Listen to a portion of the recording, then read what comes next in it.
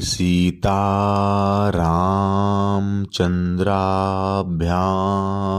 नमः। श्रीमद् वाल्मीकि रामायण बालकांड 49वां सर्ग। पितृदेवताओं द्वारा इंद्र को भेड़े का अंडकोश से युक्त करना तथा भगवान श्री राम के द्वारा अहिल्या का उद्धार एवं उन दोनों दंपत्ति के द्वारा इनका सत्कार। तदंतर इंद्र अंडकोश से रहित होकर बहुत डर गए। उनके नेत्रों में त्रास छा गया। वे अग्नि आदि देवताओं, सिद्धों, गंधर्वों और चारणों से इस प्रकार बोले। देवताओं, महात्मा गौतम की तपस्या में विघ्न डालने के लिए मैंने उन्हें क्रोध दिलाया है। ऐसा करके मैंने यह देवताओं का कार्य ही सिद्ध किया है। मुनि ने क्रोध पूर्वक भारी शाप देकर मुझे अंडकोश से रहित कर दिया और अपनी पत्नी का भी परित्याग कर दिया। इससे मेरे द्वारा उनकी तपस्या का अपहरण हुआ है। यदि मैं उनकी तपस्या में विघ्न नहीं डालता तो वे देवताओं का राज्य ही छीन लेते।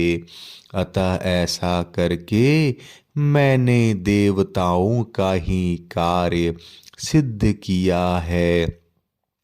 इसलिए श्रेष्ठ देवताओं, तुम सब लोग ऋषि समुदाय और चारणगण मिलकर मुझे अंडकोश से युक्त करने का प्रयत्न करो। इंद्र का यह वचन सुनकर मरुदगणों सहित अग्नि आदि समस्त देवता, कव्यवाहन आदि पितृ देवताओं के पास जाकर बोले, पितृगण, यह आपका भेड़ा अंडकोश से युक्त है और इंद्र अंडकोश रहित कर दिए गए हैं। अतः इस भेड़े के दोनों अंडकोशों को लेकर आप शीघ्र ही इंद्र को अर्पित कर दें। अंडकोश से रहित किया हुआ यह भेड़ा इस स्थान में आप लोगों को परम संतोष प्रदान करेगा। अतः जो मनुष्य आप लोगों की प्रसन्नता के लिए अंडकोश रहित भेड़ा दान करेंगे, उन्हें आप लोग उस दान का उत्तम एवं पूर्ण फल प्रदान करेंगे। अग्नि की यह बात सुनकर पितृदेवताओं ने एकत्र हो भेड़े के अंडकोशों को उखाड़कर इंद्र के शरीर में उचित स्थान पर जोड़ दिया। ककुतस्थ नंदन श्री राम तभी से वहां आए हुए समस्त पितृ देवता अंडकोश रहित भेड़ों को ही उपयोग में लाते हैं और दाताओं को उनके दान जनित फलों के भागी बनाते हैं। रघुनंदन, उसी समय से महात्मा गौतम के तपस्या जनित प्रभाव से इंद्र को भेड़ों के अंडकोश धारण करने पड़े। महातेजस्वी श्री राम, अब तुम पुण्य कर्मा महर्षि गौतम के इस आश्रम पर चलो और इन देव रूपिणी महाभागा अहल्या का उद्धार करो। विश्वामित्र जी का यह वचन सुनकर लक्ष्मण सहित श्री राम ने उन महर्षि को आगे करके उस आश्रम में प्रवेश किया। वहाँ जाकर उन्होंने देखा महासौभाग्यशालिनी अहल्या अपनी तपस्या से दीप्यमान हो रही है। इस लोक के मनुष्य तथा संपूर्ण देवता और असुर भी वहाँ आकर उन्हें देख नहीं सकते थे। उनका स्वरूप दिव्य था। विधाता ने बड़े प्रयत्न से उनके अंगों का निर्माण किया था। वे महामाई सी प्रतीत होती थी। धूम से घिरी हुई प्रज्वलित अग्नि शिखा सी जान पड़ती थी।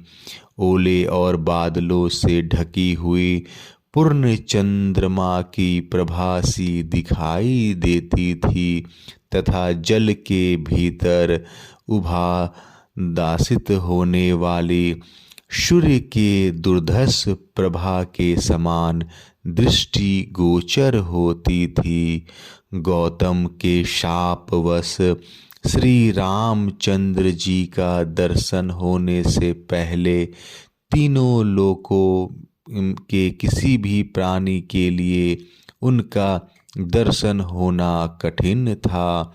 श्री राम के दर्शन मिल जाने से जब उनके शाप का अंत हो गया तब वे उन सब को दिखाई देने लगी। उस समय श्री राम और लक्ष्मण ने बड़ी प्रसन्नता के साथ अहिल्या के दोनों चरणों का स्पर्श किया। महर्षि गौतम के वचनों का स्मरण करके अहिल्या ने बड़ी सावधानी के साथ उन दोनों भाइयों को आदरणीय अतिथि के रूप में अपनाया और पाद अर्घ आदि अर्पित करके उनका आतिथ्य सत्कार किया। श्री रामचंद्र जी शास्त्रीय विधि के अनुसार अहिल्या का वह आतिथ्य ग्रहण किया। उस समय देवताओं की दुदुम्बी बज उठी।